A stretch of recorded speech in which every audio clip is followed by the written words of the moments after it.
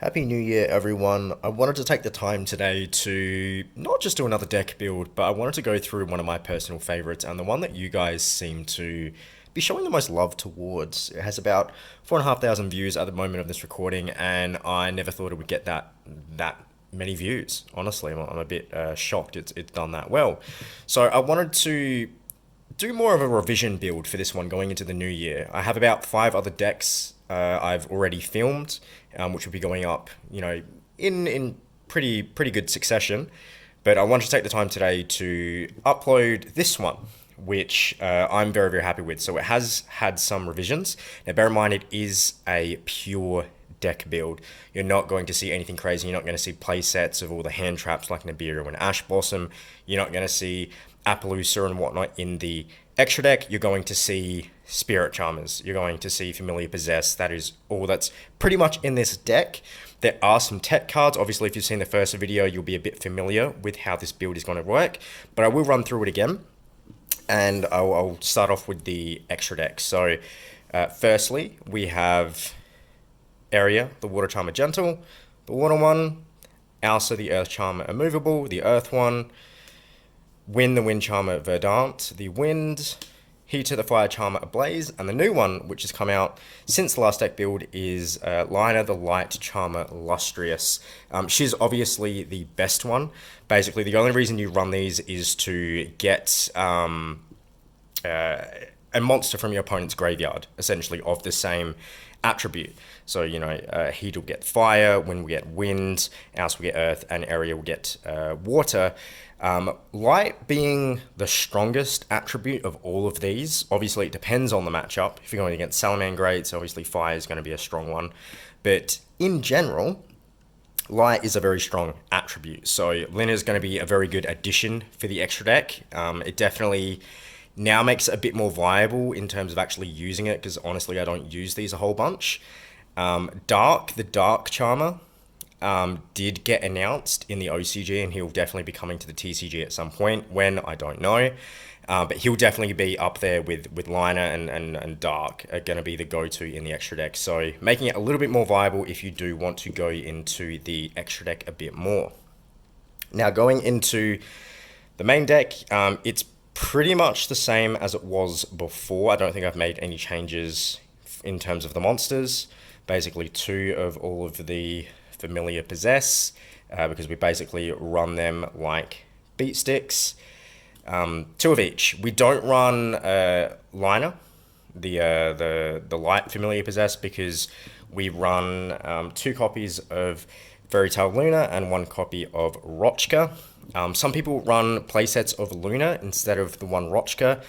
I prefer the Rochka just because it's an additional draw, and we're playing a deck like this, which is pure and actually can struggle with speed a little bit, and draw power so hard to come by. Rochka's just a free draw, which I always appreciate. Luna's your searcher, will search any of these, and obviously the goal with Luna is to search the right attribute that we need at the time to get the appropriate effects off and start stacking attack, which I'll go into shortly. But this remains unchanged. This just works very well in all the testing I've done. I've been playing this for a very long time, and this is the build that I'm happy with. But the changes have been made in the spell and traps. So, as per usual, we run a playset of Spirit Charmers. This is the best card in the deck. It is the searcher that searches 2. I don't know why it's a quick play. Maybe it has some applications, but this is absolutely a playset of. Unlike these, the reason why we don't run each of these at a playset is because they do brick quite often. These being light, they take up the liner spot. They're all 1850 attacks, so they have synergy with basically everything. It's just really good, those Fairy Tale cards. We run these at 2 because we don't want to brick. We want to see a variety of attributes, and this allows us to search the attribute that we need and the spell and trap. The spell and trap, well, I guess the spell for that matter that we're definitely going to be searching is Awakening of the Possessed. Awakening of the Possessed is, honestly, it's probably tied for the most important card. This just stacks attack, 300 attack for each different attribute, and it does itself as well. So if you've only got Dark on the field, he will gain 300 attack because he is Dark. And then if you put something else like a Light, it will also get the extra 300 attack. So It stacks very, very quickly. These are quite beefy at 1850 on a 4-star monster, which is pretty damn good. But the main reason we run this, same as last build, it's additional draw power. So each time we would normal or special summon a spellcaster with 1850 attack, we get to draw a card. Every single one of our Fairy Tale monsters, every single one of our Familiar Possessed monsters, even the ones in the extra deck, 1850 attack. So no matter what we're summoning, we're proccing Awakening of the Possessed. So we're beginning a draw in our turn and our opponent's turn, and it does prevent us from destruction. So with a build like this, where we're constantly getting attack, all of our Familiar Possessed monsters are getting really, really strong, and they can't be destroyed by card effects, it becomes very difficult to deal with. So Awakening of the Possessed is a phenomenal card to run in this kind of build. It's kind of beat down with protection. Spirit Charmers, the spell, definitely allows it to be consistent because we can search the cards we need. We can set this and activate it same turn. We can search the appropriate Familiar Possessed card to our monster, to our hand. So these two cards here absolutely play sets of, if you're running it in this kind of build, it's just immensely, immensely powerful and consistent. Next, I run 2 copies of Fairy Tale Tales. This basically just gives us an additional normal summon. That is all it's there for. It does have another effect where once per turn we take no battle damage, which just kind of helps us stay in the grind game a little bit longer, which doesn't really come up all that much. But the fact that besides these 3, every other monster here is essentially a vanilla monster. This is just going to be normal summon. They don't get their effects because we're not playing the old school Spirit Charmers or whatever it is. So we do need an additional way to get additional summons on the field, potentially, especially if we're wanting to go into more of the extra deck. So just being able to have a reliable additional summon, it is a continuous, so we don't need to play it every single turn. We can just have it there when we need it. It means it's just a really reliable card. And the fact that it's an additional normal summon, which means it procs off of these effects only go off if they're normal summoned. So it's very crucial that we're not special summoning these, we're normal summoning them, because we want the search and we want the additional draw. So Fairy Tale Tales, obviously being a Fairy Tale card, does have synergy with those cards that I just showed you. But obviously if we can if we can just get an additional summon of any of these, it's an instant boost to the attack with Awakening of the Possessed. And that's pretty much all it's here for, just additional summoning power. We run 2 copies of Spellbook of Knowledge. It's just draw power. Tribute 1 Spellcaster, draw 2. Pretty straightforward. The reason I don't run it at 3 is because these are basically all vanilla monsters, like I said. They're relying on other cards to special summon them. Otherwise, we only get 1 normal summon. Maybe 2 if we have Fairy Tale Tales out on the field. So we can't just, freely go and tribute all of our spellcasters to just get so much draw power. You can run it at 1, you can run it at 2. I like it at 2 because it just feels like the good ratio. 3, I've found bricks way too often because often we don't have the spellcasters that we need to tribute to even get this effect off, so it becomes a dead card. So I don't advise running it at 3. Same with this just bricks.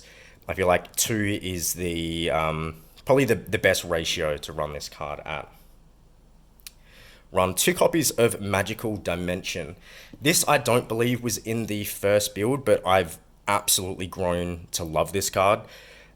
Basically, if you control a spellcaster type monster, target 1 monster you control, tribute that target, then special summon 1 spellcaster monster from my hand, then destroy 1 monster on the field.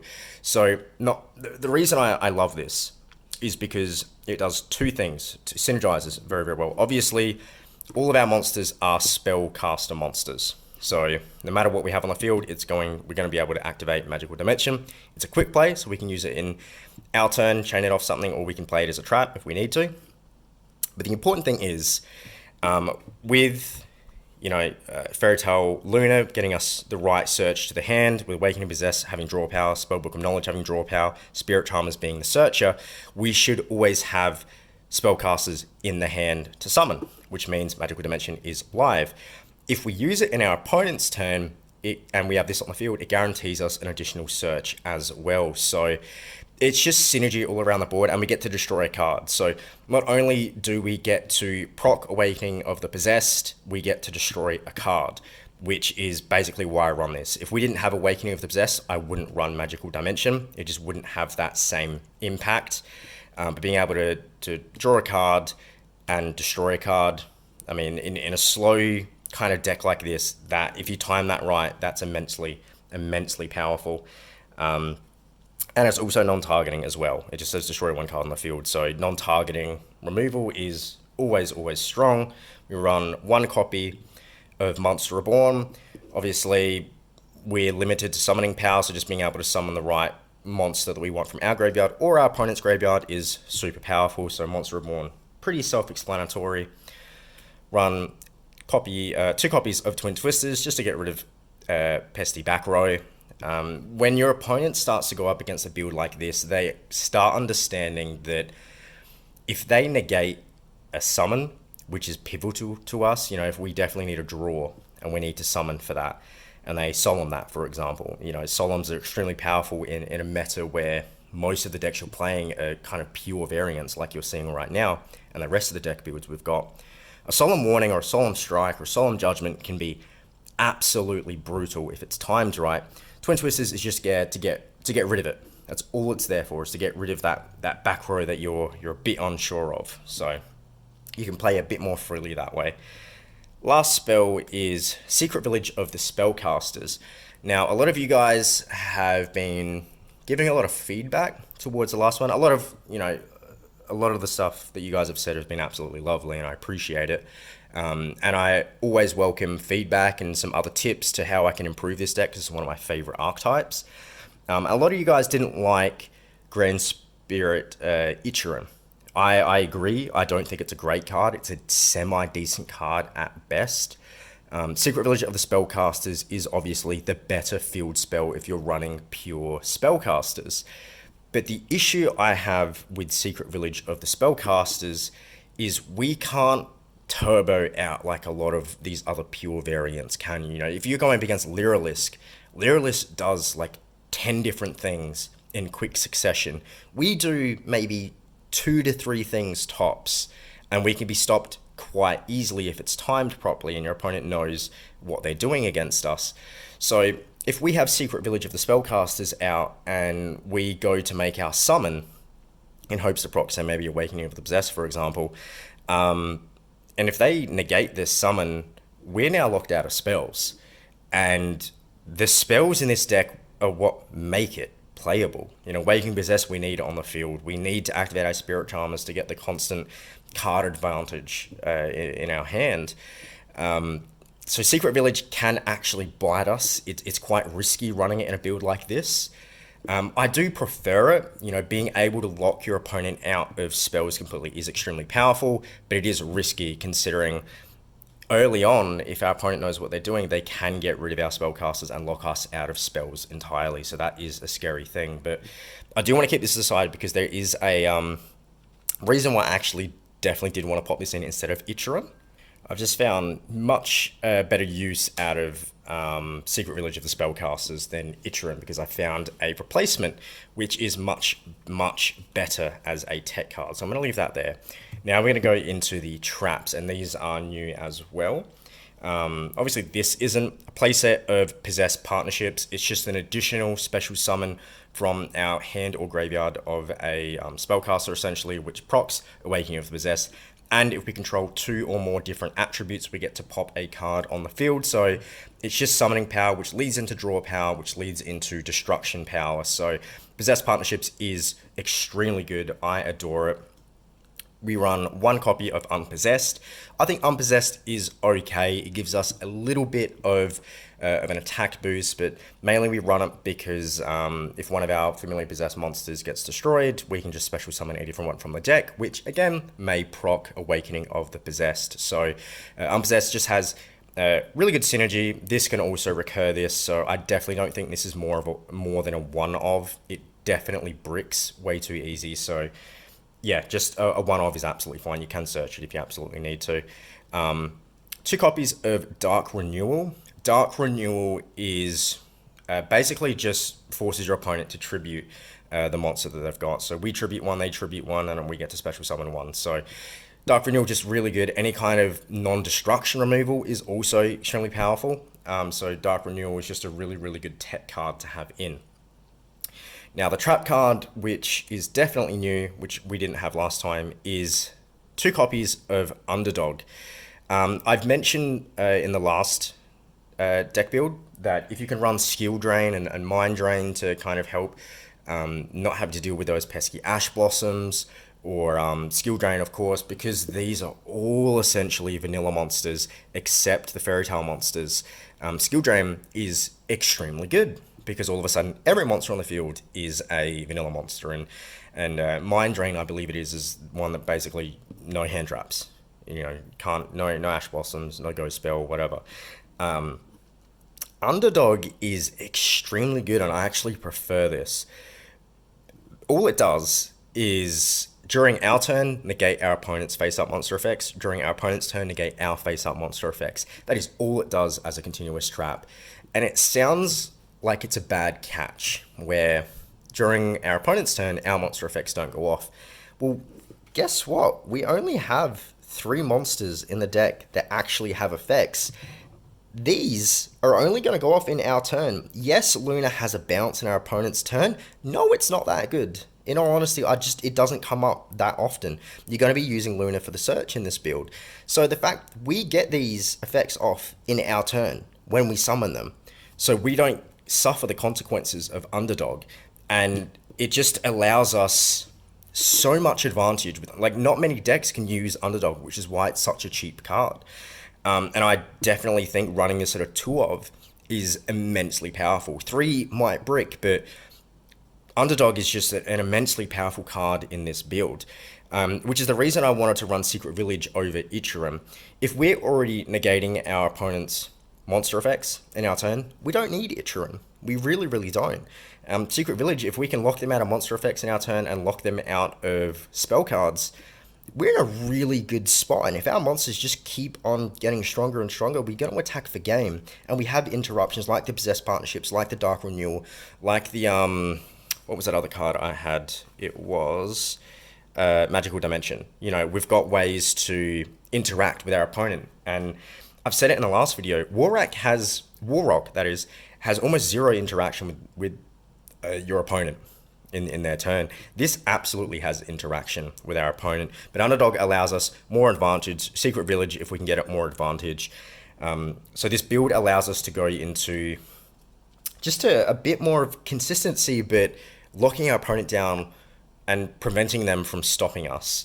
And obviously we run the Solemn package. Obviously Solemn Strike is the better of the 3 Solemn cards, so run Solemn Strike if you can. Just Solemn Strike is a bit more expensive. But if you don't want to run the Solemns, it's great, immensely powerful in these casually competitive formats where things are more pure, like this deck build and all the other ones that you've seen from us. Solemns are immensely powerful, but if you don't want to run the Solemns, you can definitely run the full Secret Village of the Spellcaster package with the Terraforming, or maybe drop one if you want to add a Skill Drain with the Underdog or whatnot. Skill Drain's just a tad expensive. I think it still goes for $10 to $20 depending on who you're going through. But I like the Solemns, just being able to negate because considering these don't do anything, if you just need to negate a specific summon, if you time it right, it can get you just immense advantage. But you can definitely drop this for the Secret Village package. You can drop this for the hand traps. You can drop some things, but I think if you're going for a beatdown build like this, which does see a lot of success, you know, our format, we have, you know, Dragon Maid, Altergeist. We have a bit of everything. You know, we've got Rockets, we've got Rika, we've got Mutants. The Mutant deck build was really fun to do. This one has seen immense success. And I think it's because there's just not really a deck quite like it. It's an absolutely consistent and easy to play beatdown deck with interaction with our opponent, and it has consistency, it has draw power, and it has ways to just kind of make a floodgate. And I think if it can kind of do all of that, you're in a really good spot. So this is the revision version of the Spirit Charmer deck build that I personally am more happy with than the last one. Like I said, there are suggestions there.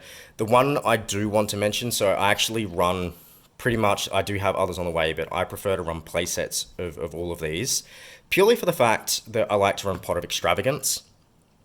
So if you've got the money to get, play sets of these, and you can get the Pot of Extravagance, set maybe 2 or 3 of them, these just become fodder at that point to just get an additional draw to get into more of your main deck, obviously. So that's another one I suggest, because a lot of decks, especially if you're running it pure, you don't have a lot of room for extra deck fodder for Pot of Extravagance. This you absolutely can, because in this kind of build, you don't need it. You don't even need to run, places for everything. Just get a couple of all of them or whatever.